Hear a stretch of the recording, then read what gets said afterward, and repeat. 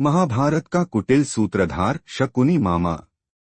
महाभारत के पात्रों में शकुनी मामा का किरदार सबसे अहम माना जाता है, क्योंकि उनके कारण ही महाभारत का युद्ध हुआ।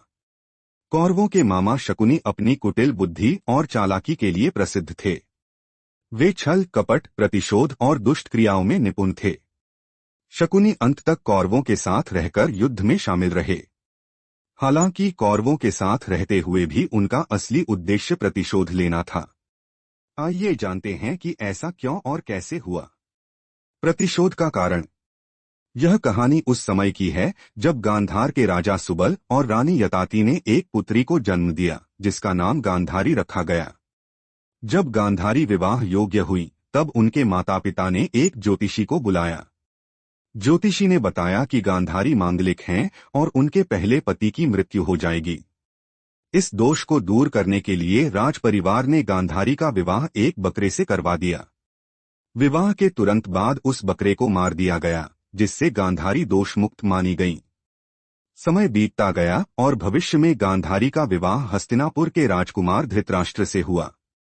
विवाह के बाद जब धृतराष्ट्र को यह पता चला कि गांधारी पहले से विधवा हैं, तो उन्हें यह बात अपमानजनक लगी। इसे अपनी बेइज्जती मानकर धृतराष्ट्र ने भीष्म पितामह के साथ मिलकर गांधार पर हमला कर दिया।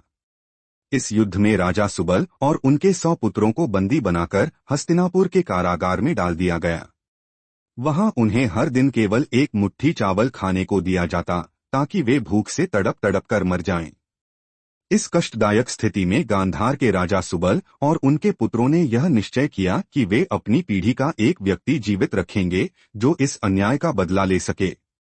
राजा सुबल ने अपने सबसे छोटे और सबसे चतुर पुत्र शकुनी को बचाने का निर्णय लिया। सभी भाइयों ने अपना भोजन त्याग कर शकुनी को खिलाना शुरू किया। धीरे धीरे सभी भाई भूख से मर गए। अंत में राजा सुबल और शकुनी ही बचे। अपने अंतिम क्षणों में राजा सुबल ने शकुनी के मन में प्रतिशोध की आग जलाई। उन्होंने उसे आदेश दिया कि वह अपने परिवार की मृत्यु का बदला कौरवों से ले। इस प्रतिशोध को अमर बनाने के लिए राजा सुबल ने शकुनी के पैरों पर प्रहार किया, ताकि वह जीवन भर अपने घाव देखकर अपने लक्ष्य को न भूले।